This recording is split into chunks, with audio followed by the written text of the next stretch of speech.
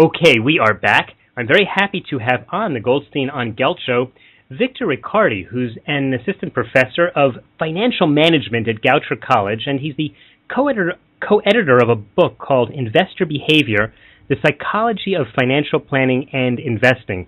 Now, listeners of the Goldstein on Gelt show know that behavioral finance is certainly a very important topic. It's been spoken about on this show many, many times. But Victor, let's go back to some of the basics. Could you just give us a definition? What do you really teach?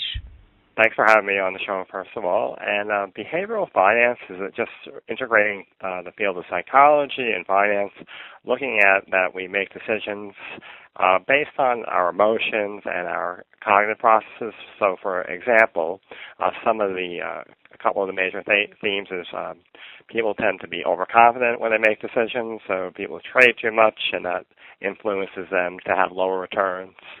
Another tenet or a premise of behavioral finance is the notion of heuristics, in which that's a cognitive process where there's just so much information, for example, on the internet, and we use rules of thumb known as heuristics to process information, and so rather than optimize, we then suffice, or we sometimes make a satisfactory investment decision.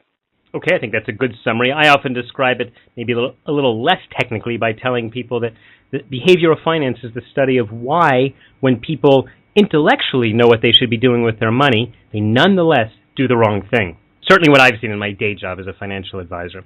Let's go over a few specific examples of maybe some of the terms, because a lot of them have good stories or good examples behind them. One of the things that you talk about is something that's called bounded reality.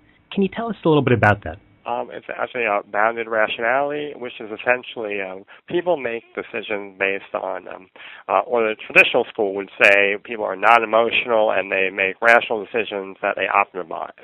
Bounded rationality is just recognizing that we make decisions based on emotions, our value, our culture, the amount of information we can process. So it's not that we're all, we're necessarily crazy and we're going to make irrational decisions all the time the way you see it in a market panic. It's that we have a choice, say, of 4 or 5 investment decisions, and maybe we don't take what would be the optimal decision, but maybe we take the second best decision in the context of a portfolio. All right, so let's just clarify. Is it bad to make decisions based on emotions? Well, I think the research is mixed. It also depends on your personality. So, for example, I think it's just being cognitive to who you are. So, for example, if you're assessing something like risk, there's a stream of research that shows if you're in a happy mood, for example, and you have a positive emotion, that increases your risk-taking behavior, and that may encourage you to maybe buy a stock. There's another stream of research or hypothesis that says if I'm in a really good mood, I really don't feel like taking too much risk today, and maybe I'm not going to be as aggressive, and maybe I wouldn't buy the stock. So I think if we self-diagnose ourselves, or we just think about who we are based on past investment decisions, we could then at least categorize what type of investor you are. Mm-hmm. It's funny you just describe it that way, is that it's important to be able to categorize yourself, because I find a lot of times when I'm talking with clients about their investing, I spend a lot more time listening than talking, because even though, of course, I like to think I know more about investing than they do, it's not the bottom line, because it shouldn't be about your investment advisor convincing you that you need to do X, Y, or Z. I think it's important to understand what the individual client's emotions are and how they relate to money, because even if we do something on paper that shows a really great investment plan, at the end of the day, they have to go home and they have to pull out their checkbook and they have to buy and sell and keep a budget. And if they don't have the emotional stamina to do that, they're not going to be able to stick with the plan. So it's all well and good to make the plan, but you have to realize that the reality is there are a lot of emotions behind this. And yes, I think just a very unscientific approach is if you can't sleep at night because you're worrying about your investments because you perceive them as too risky, or if you don't understand what you actually invested in, then you should not be in that particular investment. I think that is great wisdom. If you take nothing out of this interview other than that, remember that. If you're just not comfortable with what you're doing, there are thousands and thousands of possibilities out there. I like a quote by Warren Buffett. He always said that the difference between baseball and investing is that in investing, there's no such thing as a called strike, which means you don't have to feel like, oh, I better swing on this stock. I better buy this stock because I'll miss it and then I'll strike out. That's not, just come back tomorrow and there will be something else available to you. We're talking with Victor Riccardi, who's a professor of financial management at Goucher College, and he co-edited a book called Investor Behavior, The Psychology of Financial Planning and Investing. He's been defining for us a little bit about what behavioral finance really is. What does he study? And we pointed out that sometimes when people are emotional in their decisions, one way or the other, they'll make different investment decisions, perhaps just based on the way they feel that day.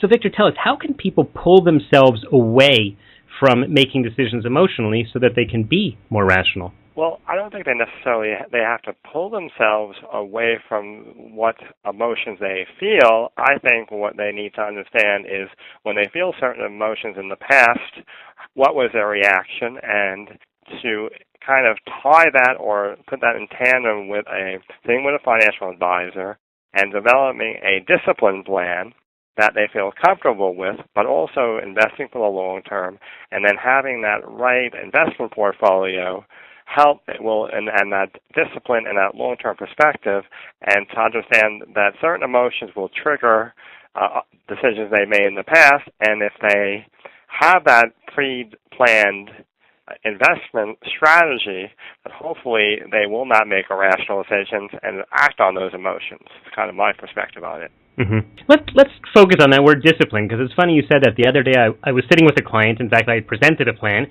and it did in fact have to do with them cutting their budget because they were spending more than their long-term financial plan would allow them to do. And the husband turned to me and he said, Doug, will you help us with this? Well, I didn't understand what he meant. I said, I'm not going to go shopping with you. He said, I know, but we don't have the ability to control our budget, to discipline ourselves. So it sounds like what you're saying is a little bit academic, but how can people take that from the ivory tower to the grocery store? Well, let's self-diagnose that client potentially that you're talking about, because we all suffer from this. It's known as self-control bias, which essentially is we are pre-programmed to want to spend money. Which is in the short term, at the sacrifice of that long-term objective into the future. So I tend to, and that's the same part of the brain in which we act on money, sex, food, or relate to each other. So if we're able to at least reward ourselves at time, but delay some certain gratification for those impulse in terms of spending, with the ability to say, in the future, I'll have more money to spend, that will actually help people reach their investment goals. So, you mean just by saying that'll clarify it for them?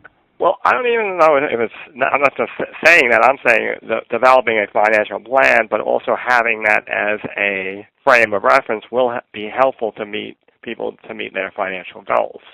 So, for example, if you say to somebody, this plan is going to give you $1,000 per month in income at retirement, most people say, "Oh, that sounds boring. It doesn't excite me." But you say this will give you X amount of money in retirement to play golf, to go on vacations. That the spending activity with a long-term investment objective is more likely to increase people's ability to reach those financial goals.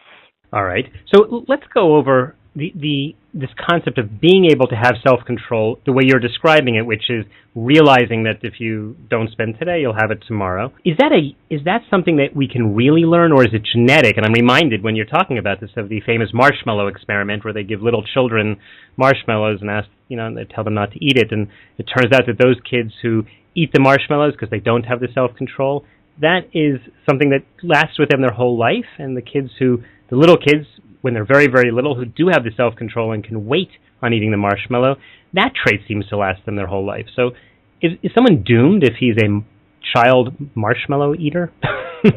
Well, I hope not, but and I think typically people, in terms of a budget or in terms of marshmallows, would completely try to go with cold turkey, and that approach would never work. But the idea is, if you're going to, if you find that you shouldn't eat a marshmallow a day, maybe cut back to 3 marshmallows per week, and that.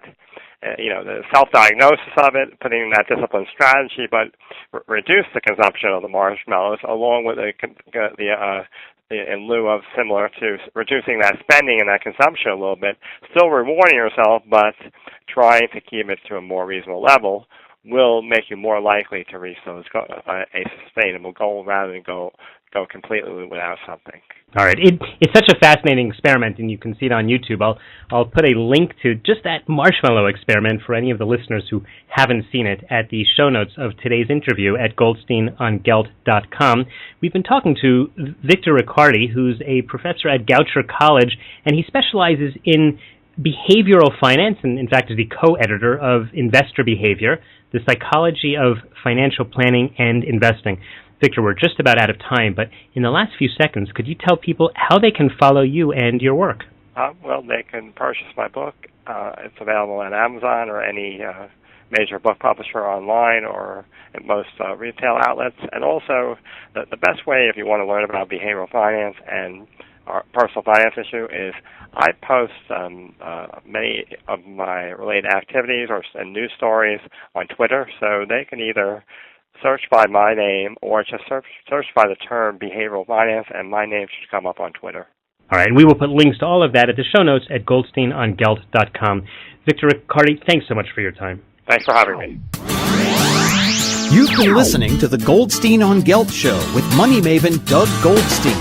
Doug's weekly radio show is heard around the world, but if you miss it, you can download the podcast at www.goldsteinongelt.com.